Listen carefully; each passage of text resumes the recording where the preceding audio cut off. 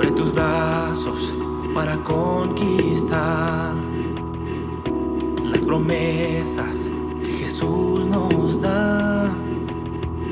Solo espera y tú verás el milagro que Cristo hará. Un lugar para celebrar la victoria que su sangre nos da. Solo confía y créele que en familia lo encontrará. Hay un lugar para todos, de familia de Dios.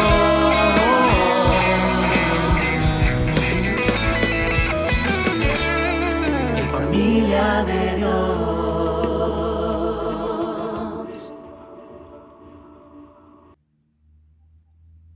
Padre nuestro, te damos gracias que nos concedes estar reunidos hoy en tu nombre para adorarte, para alabarte y bendecirte en el nombre de tu Hijo Jesucristo, nuestro Señor y Salvador personal. Tiempo hermoso de alabanza, de adoración también. Y ahora, mis queridos hermanos, bienvenidos todos y dispuestos para escuchar la bendita palabra del Señor. Hoy compartiré el tema número 3 de Enseñanzas Bíblicas. ¿Cómo se celebró la primera Navidad? Debemos de insistir que la Navidad se centra en el nacimiento de Jesús, el Salvador, y nuestro agradecimiento y adoración y alabanza a nuestro Dios Trino por tan grande y extraordinario acontecimiento que nos trajo buenas noticias de amor, de perdón, de salvación, de resurrección a la vida eterna. Todo lo demás realmente secundario y hasta innecesario. Veamos cómo celebraron la primera Navidad los ángeles y los pastores que pastoreaban sus ovejas en ese tiempo impresionantemente extraordinario, en el tiempo de Dios, en el cumplimiento de ese tiempo. Y luego vamos a ver cómo al año de nacido, aproximadamente, Jesús, los sabios de Oriente también celebraron que Cristo había nacido. Te damos gracias, Padre nuestro, por este tiempo de la bendita palabra del Señor. Tu palabra nunca regresará vacía. La recibimos con gratitud y con amor en nuestro corazón. Que tu palabra haga impacto en cada vida, en cada corazón y pueda dar fruto como tú quieras hacerlo. Así sea. Amén. ¿Cómo se celebró la primera Navidad o la primera Navidad? Número 1, con testimonio y anuncio del nacimiento del Salvador, como los pastores lo anunciaron. Encontramos esta verdad en Lucas capítulo 2, versículos 8 al 12, y dice así: En esa misma región había pastores que pasaban la noche en el campo cuidando a sus rebaños. Allí un ángel del Señor se les apareció y el resplandor de la gloria del Señor los envolvió. Ellos se llenaron de temor, pero el ángel les dijo: No teman, que les traigo una buena noticia, que será para todo el pueblo motivo de mucha alegría. Hoy, en la ciudad de David, les ha nacido un Salvador, que es Cristo, el Señor. Esto les servirá de señal: hallarán al niño envuelto en pañales y acostado en un pesebre.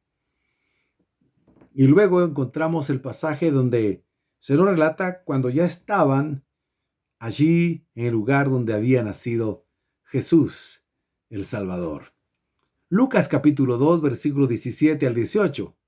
Dice así el texto: Y al verlo, dieron a conocer lo que se les había dicho acerca del niño.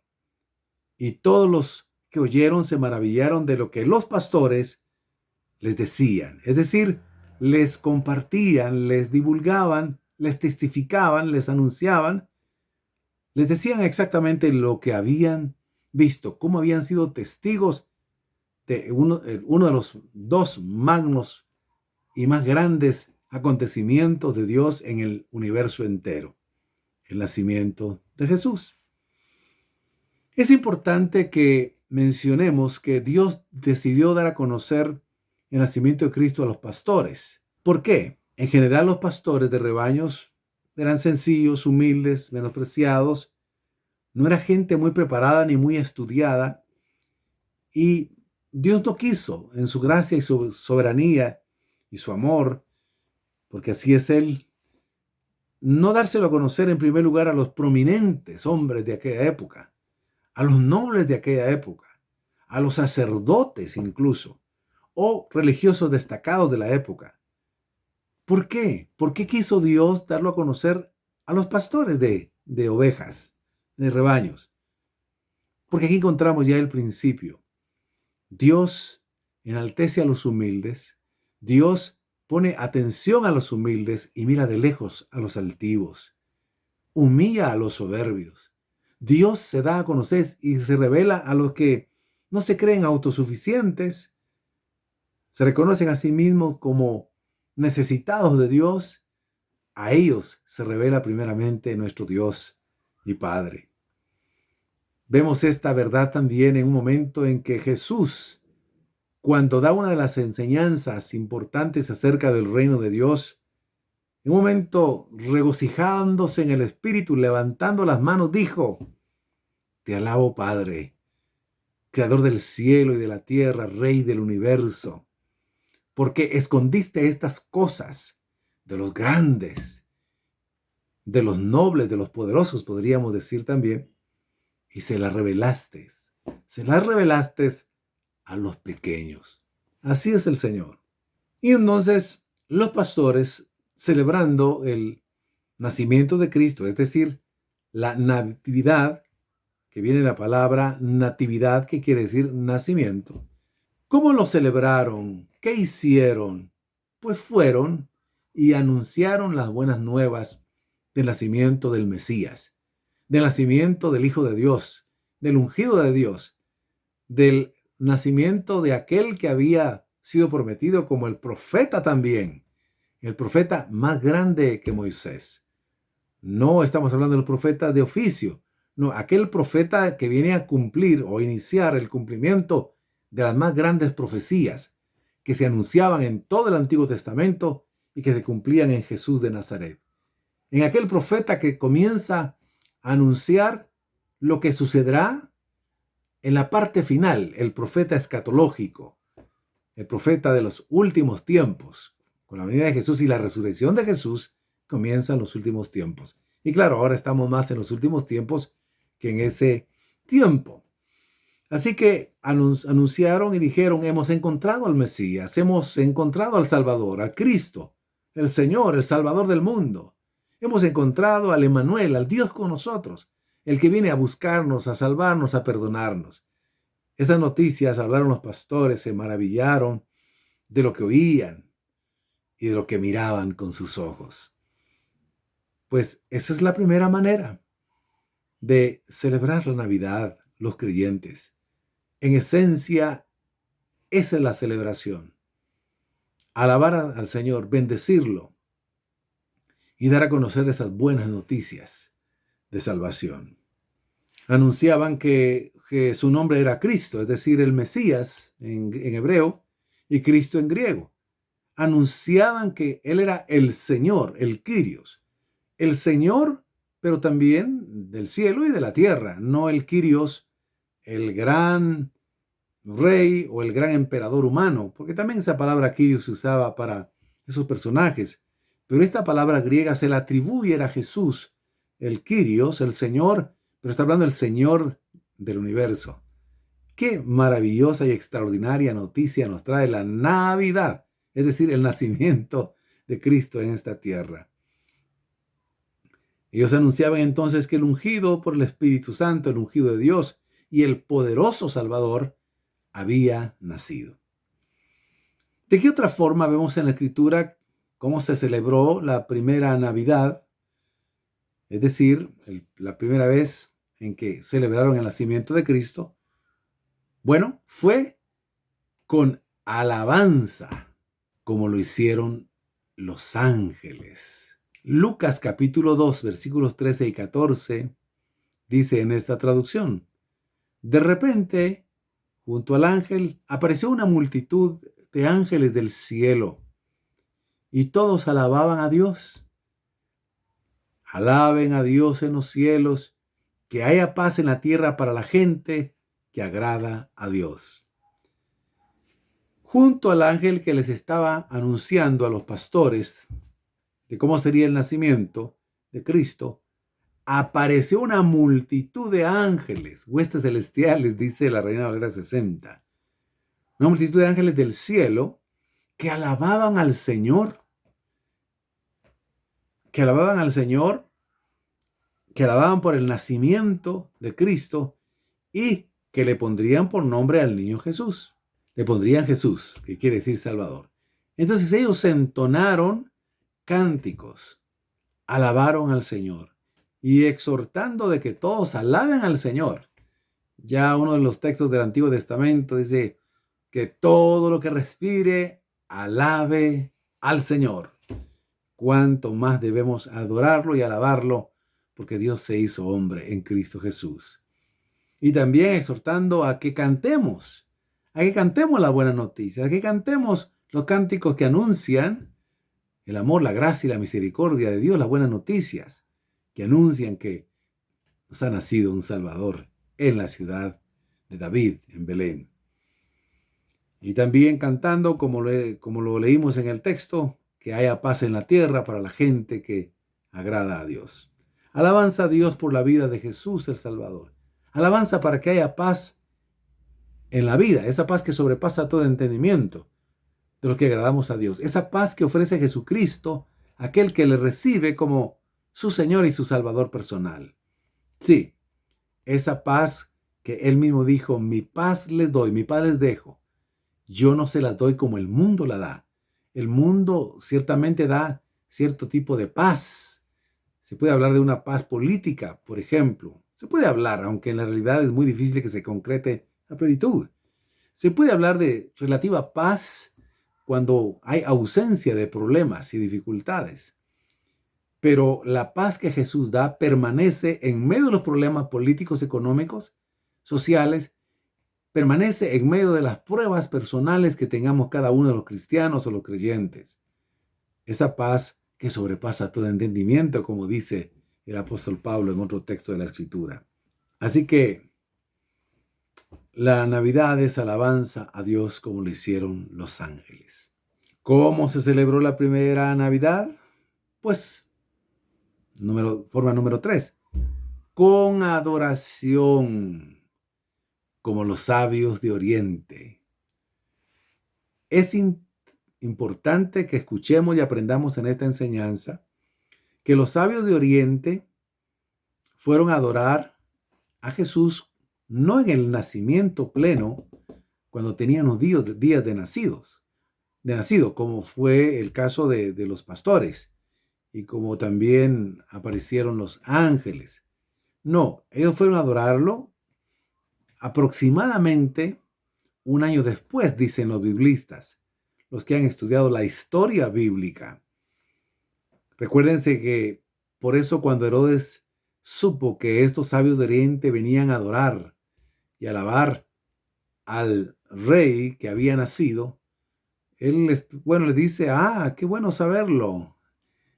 Por favor, vayan, búsquenlo y cuando lo encuentren, pues también yo iré a adorarlo, me lo dicen. Y resulta que, avistados por el Señor, a estos sabios de Oriente, regresaron por otro camino después de que adoraron al rey Jesús. Y entonces, cuando Herodes lo supo, se enfureció y mandó a matar a los niños de 2 años para abajo. Es decir, Jesús estaba entonces entre 1 año, año y medio, o posiblemente casi 2. Pero la mayoría están de acuerdo en que tenía más o menos 1 año. Eso es importante. Entonces estaban como celebrando,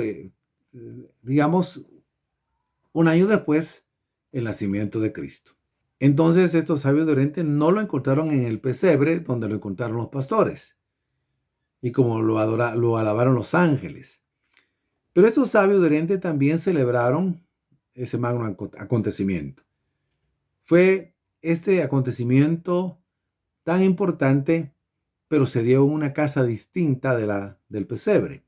Tenemos que recordar que cuando estaba a punto de dar a luz María, acompañada por su esposo José, cumpliendo lo que había mandado el gobernador, el encargado de la provincia de Jerusalén, de Judea, también de Nazaret, que fueran a sus lugares de origen a registrarse en el censo. Entonces ellos fueron a Belén, pero había tanta gente que las pocas posadas o mesones estaban completamente llenos. Y también las casas de la mayoría estaban llenas también porque sus parientes llegaron. Entonces, ellos llegaron al mesón, no había lugar, entonces tuvieron que ir a una casa, seguramente de algún pariente o de algún conocido que los apreciaba mucho, pero en la casa donde estaban no había una habitación porque estaban ocupadas. Lo que había disponible era un establo. Entonces, allí fue donde ocurrió el nacimiento de Jesús, como sabemos. Pero aquí vemos una muestra más de que siempre debemos adorar, alabar al Señor y regocijarnos por el nacimiento de Cristo, porque eso fue lo que hicieron los sabios de Oriente. ¿Desde dónde venían? Del lejano Oriente. No dice exactamente de qué países, solo del lejano Oriente.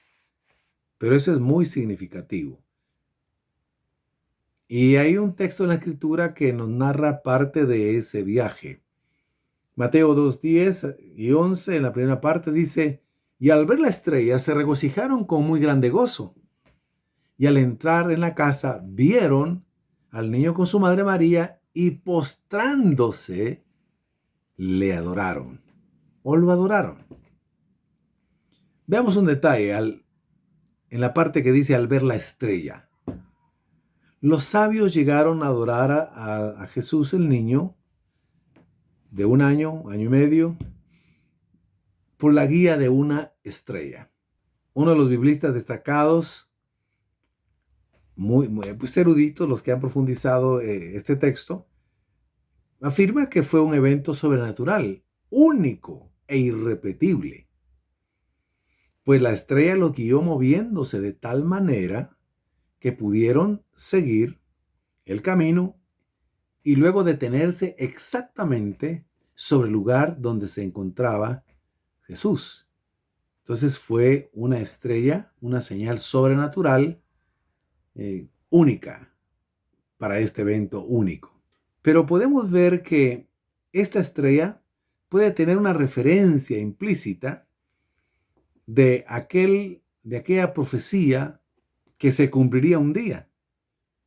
Esa profecía del Mesías que se encuentra en Números 24, versículos 17. Dice, yo lo veré, pero no en este momento. Lo contemplaré, pero no de cerca. De Jacob saldrá una estrella. Estamos hablando de la simiente que viene de Abraham, Isaac, Jacob. Dice, de Jacob saldrá una estrella, un cetro, es decir, aquel que va a gobernar, porque el cetro es uno de los símbolos de poder del rey. Pero aquí está hablando de ese cetro, surgirá en Israel, que herirá a Moab en las sienes y descalabrará, dice esta traducción, a todos los hijos de Set. La otra parte que dice el texto que leímos es que se regocijaron con muy grande gozo. Ese se regocijaron significa mucho. Una gran alegría inundó su ser. Una alegría que jamás habían sentido. Así, permítame recordarle, yo soy testigo de eso. Cuando nosotros conocimos a Jesucristo como nuestro Señor y Salvador personal, creímos en Él, lo recibimos en nuestro corazón, un gozo y una paz y una alegría que jamás habíamos experimentado, entró en todo nuestro ser, alma, espíritu y cuerpo. Jamás había experimentado yo una alegría tan grande, tan satisfactoria. Nunca había sentido un gozo tan sublime. Nunca había sentido una paz plena, completa, que llenaba mi ser y que quería contarle a todo el que pudiera escucharme. Como se dice en una frase común, quería contarle a todo el mundo que había conocido a Jesucristo, que había nacido en mi corazón, que era una persona nueva, que conocía el perdón, que tenía la oportunidad de comenzar de nuevo, de los fracasos, de las equivocaciones, de los errores, de los pecados. Fue algo maravilloso. Bueno, ellos se regocijaron. Esa palabra regocijaron en el griego es una palabra de algo único, muy grande, muy sublime. Por eso también la segunda frase nos ayuda a entenderlo. Con muy grande gozo. Con muy grande gozo. Bueno, no es para menos conocer al Salvador del mundo, al Rey del universo, a Jesucristo, al Dios hecho hombre, conocerle personalmente y escuchar la buena noticia de que nos ama, que es tiempo de arrepentimiento y perdón para nosotros y salvación y vida eterna, y que puede transformarnos en una nueva criatura, y que podemos comenzar una nueva vida en Cristo Jesús. Esas son noticias maravillosas, extraordinarias. La otra frase del texto dice, y al entrar a la casa, los sabios de Oriente entraron a la casa y luego al establo. Hay que recordar que en las construcciones de ese tiempo, todas las casas tenían establos. Unas con establos más grandes, otras con establos más pequeños. Unas las tenían en el primer nivel cuando la casa era solo de un nivel. Y entonces estaban las habitaciones, que a veces no eran muchas, sino eran dos muy grandes, o lo más grandes que se pudiese, y alrededor habían establos. A veces podrían haber 3 habitaciones, y si alguien tenía la capacidad económica podía ser hasta 4, de un solo nivel. Pero también habían muchas construcciones de casas de 2 niveles, aprovechando las pendientes, las hondonadas o las montañas. Entonces, escuchen bien, las casas que se construían de esa manera, en el primer nivel tenían los establos, tenían también los lugares donde tenían sus animales, sus gallinas, animales menores, aves, también tenían un lugar apartado para tener un gallinero, por ejemplo. Pero tenían un establo donde tenían un buey, donde tenían un burrito, donde tenían una vaca, o tenían corderos, tenían ovejas. Y en el segundo nivel entonces estaban las habitaciones.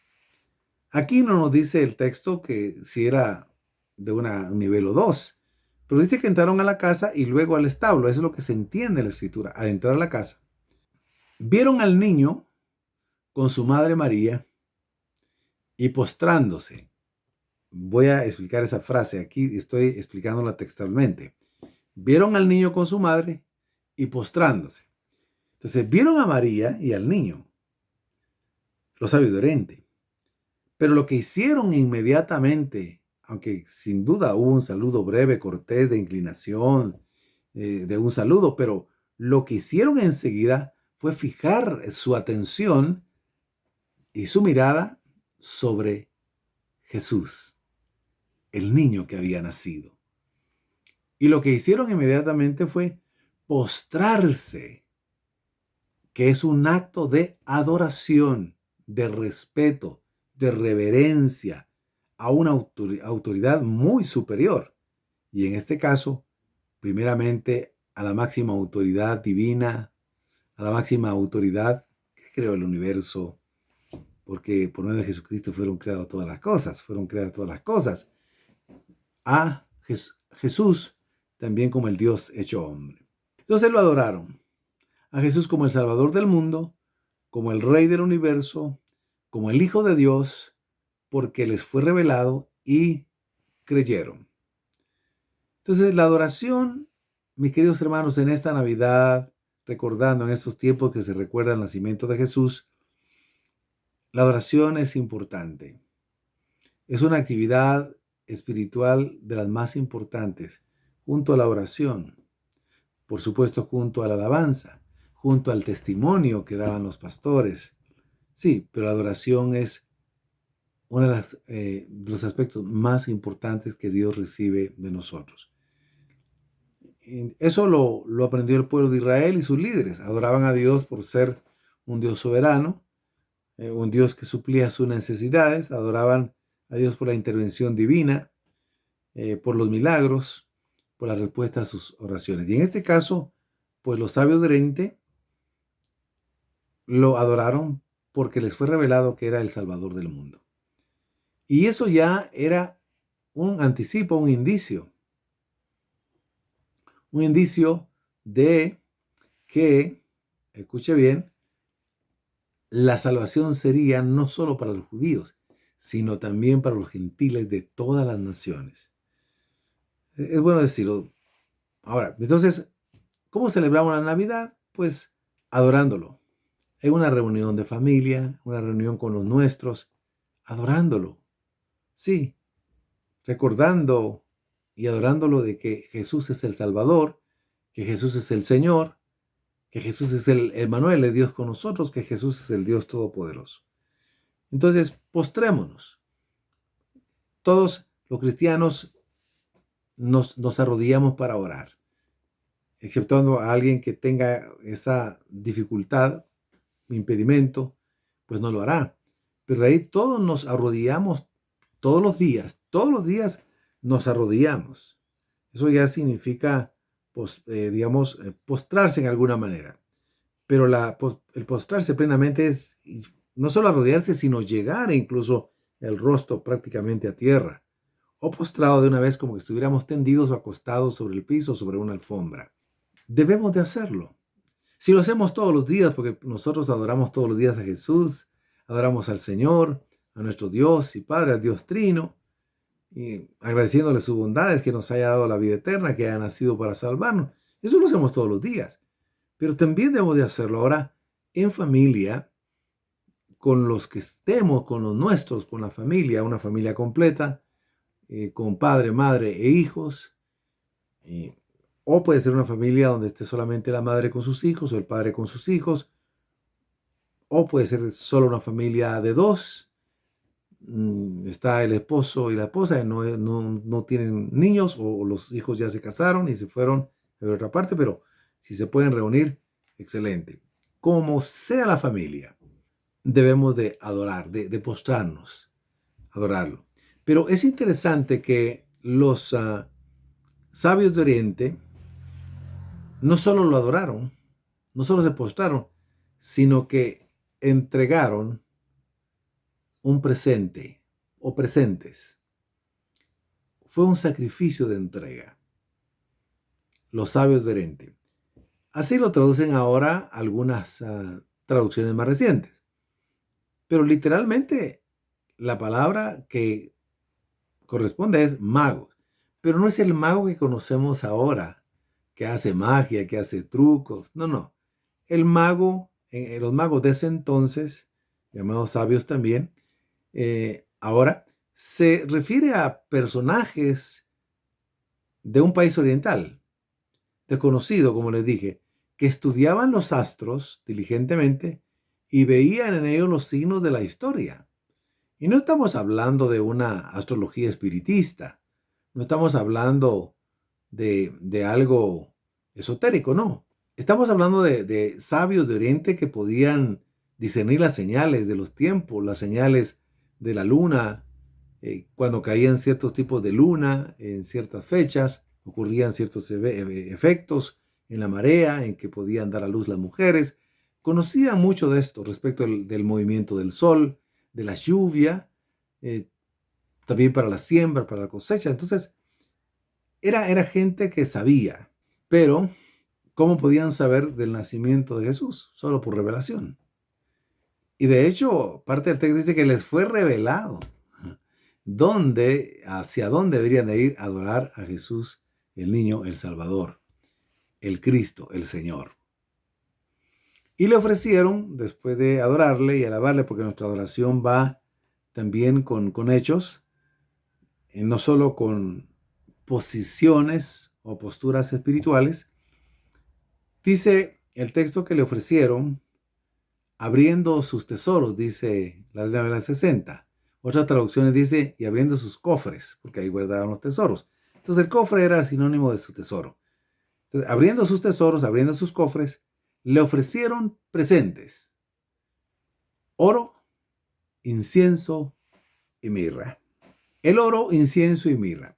Cuando se iba a presentar un personaje o varios personajes ante un rey humano, ante un soberano, se le tenía que llevar un presente. Y uno de los más significativos era llevarle un presente que tuviera oro. Era la costumbre real. Entonces, el oro aparece en primer lugar. Entonces, ofrecieron oro. Luego incienso y mirra. El oro aquí está ya simbolizando de que están reconociendo a Cristo, el niño Jesús, como rey. Él es el rey de los judíos, el rey de los gentiles, el rey del universo. Pero también cuando están ofreciendo el incienso, Berkeley, que es uno de los biblistas reconocidos, dice que hay una referencia, él percibe que hay una referencia en cuanto al sacerdocio supremo que ejercería Jesús, porque realmente el incienso lo usaban los sacerdotes para servir, para ofrecer en el templo. Entonces ya anunciaba, según Berkeley, que Jesús sería el sumo sacerdote, el único gran sumo sacerdote, que ya no serían necesarios sacerdotes de la tribu de Leví, ni de la descendencia de Aarón, no, sino sería el único sacerdote para siempre, el que intercede por nosotros, el que nos abrió el lugar santísimo para que nosotros los cristianos podamos llegar a la presencia de Dios en el nombre de Jesús en cualquier parte donde estemos. Si oramos y lo hacemos en el nombre de Jesús, entonces estamos en la presencia de Dios. Él es el sumo sacerdote. Y el incienso que le ofrecieron entonces apuntaba ya a ese sumo sacerdocio. Luego la mirra. Berkeley dice que él ve que era ya una especie de símbolo de que lo que iba a suceder en la muerte de Jesús, cuando él muriera en la cruz, lo prepararían su cuerpo para que permaneciera un tiempo. La costumbre de embalsamar, y una de las especies que más usaban era la mirra. Entonces apuntaba ya a la muerte de Cristo, la muerte sacrificial, la muerte por nuestros pecados. Ahora, recordemos también que de manera muy práctica, una ofrenda, un presente al Señor es un sacrificio. ¿Por qué? Porque cuando nosotros, por ejemplo, damos al Señor ofrendas, hablo de ofrendas a su obra, al Señor, aunque hombres humanos lo reciben, dice la carta a los hebreos, pero es Dios quien realmente lo recibe. Nos desprendemos de algo y temporalmente es como que sufriéramos una pérdida, si le hago de manera muy lógica. De lo que Dios me da, yo también doy. Es como que fuera una pérdida. Pero el Señor ha dicho que esa pérdida o ese dar y quedarnos con un poco menos, Él lo ha dispuesto así porque eso servirá para que haya una bendición que regresa a nosotros. Por eso oímos esa frase que el Señor nunca se queda con nada, que cuando damos también recibimos. Así que la Navidad, el celebrarla, es dar también, es darnos a nosotros, darnos por entero, en nuestro cuerpo, en nuestra alma, en nuestro espíritu, en alabanza. Es dar al Señor con gratitud, pero principalmente en nuestro cuerpo. Si yo voy a adorar, a alabar al Señor, a testificar de Jesucristo, lo debo hacer en santidad, porque eso es lo que tiene valor. Mi adoración sin santidad realmente es un rito que no llega al Señor, el Señor no lo recibe. Mi alabanza al Señor sin santidad, sin consagración, pues es un canto vacío, un címbalo que retiñe, es ruido nada más. Por eso la Navidad es darle gracias al Señor por el nacimiento de Cristo, es adorarlo, es alabarlo, es testificar de lo que Cristo ha hecho en nuestra vida, pero también es mostrar y vivir una vida de santidad, de integridad. Por eso decía que esa es la esencia de la Navidad y cómo se celebró. Se celebró entonces con testimonio, con anunciar las buenas nuevas, como lo hemos visto. Se celebró con alabanza, como lo hicieron los ángeles. Se celebró con adoración, como lo hicieron los sabios de Oriente, y con sacrificios y presentes al Señor, que implica la consagración. Entonces, por favor, hermanos y hermanas, no nos confundamos cuando decimos que los cristianos celebramos la Navidad. Al decir, entonces vamos a celebrarla como el mundo. No, el mundo la celebra con fiestas, con licor, lo celebra de muchas maneras. La celebración nuestra principalmente es de adoración, alabanza, testimonio, de comunión, de leer la palabra del Señor, reunidos en familia, de comer una comida con acción de gracias, ¿verdad? Porque por la oración y la palabra del Señor santifica la comida, con acción de gracias, lo que el Señor ponga delante de nosotros y podamos comer. Eso es agradecer, eso es celebrar la Navidad. No estamos diciendo que la celebramos con Santa Claus, por ejemplo. No. Que vamos a hacer una fiesta y que va a haber baile sensual y que van a haber bebidas y que vamos a comportarnos con el mundo y vamos a buscar. No, por favor, no, para nada. Eso no tiene nada que ver. Y aún, si pusiéramos algo que nos recuerde la Navidad, eso está bien, pero no es lo primario. Eso es secundario, eso es terciario. Lo primario es lo que hemos explicado. Conclusión, la Navidad entonces es recordar y celebrar que Jesús, el Rey Salvador del mundo, nació. La Navidad es adorar al Señor Jesús. La Navidad es ofrecer un sacrificio de entrega a Jesús. La Navidad es alabar al Señor Jesús. La Navidad es hablar a otros de Jesús como el único que puede salvarles. Hablarles del amor de Dios. Hablarles de la buena noticia de que es tiempo de arrepentimiento, es tiempo de perdón, es tiempo de gracia, es tiempo de misericordia antes de que venga el día del juicio, la separación y la condenación eterna. La Navidad, es decir, le a otro la buena noticia de que hay perdón, que la salvación si creen en Jesús y se arrepienten de sus pecados. Si alguno de ustedes no tiene a Jesucristo en su corazón, no es salvo. Su nombre no está escrito en el libro de la vida. Si muriera, no iría al cielo. No tiene paz en su corazón. No tiene la vida eterna. Este es el momento para que Jesucristo nazca en su corazón y lo salve. ¿Y sabe cómo se hace? Con una oración de fe. El que cree en Jesucristo es salvo, dice la palabra. Así que, si quiere hacer esa oración para salvación, diga conmigo esta oración. Creo en ti, Jesucristo. Me arrepiento de todos mis pecados y de toda mi maldad. Te recibo en mi vida para que me hagas hijo de Dios. Gracias por amarme y por salvarme hoy. Amén. A todos mis hermanos, pido en el nombre de Jesucristo que el Señor los bendiga, los sostenga, preserve sus vidas, su salud, sus familias, sus matrimonios, sus hijos.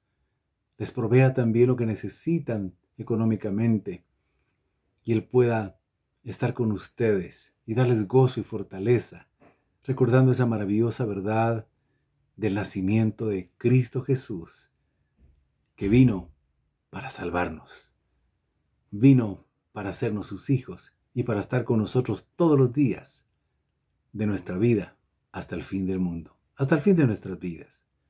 Que Dios los bendiga, que el Señor los guarde a todos aquellos que nos miran fuera de Guatemala también, a todos los hermanos que son miembros de la iglesia, de la familia de Dios, benditos sean. No dejen de orar, no dejen de conectarse, no dejen de dar al Señor lo que es de Él, porque Él es fiel.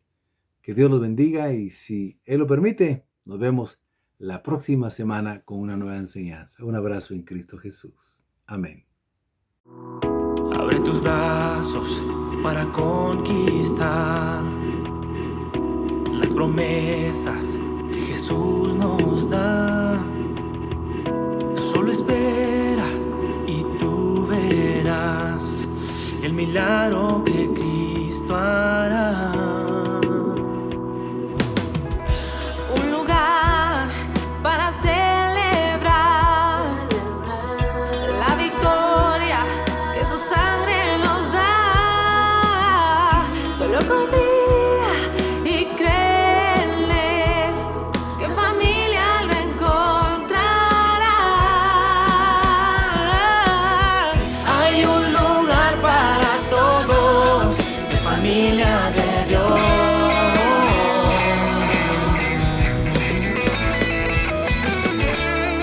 De familia de Dios.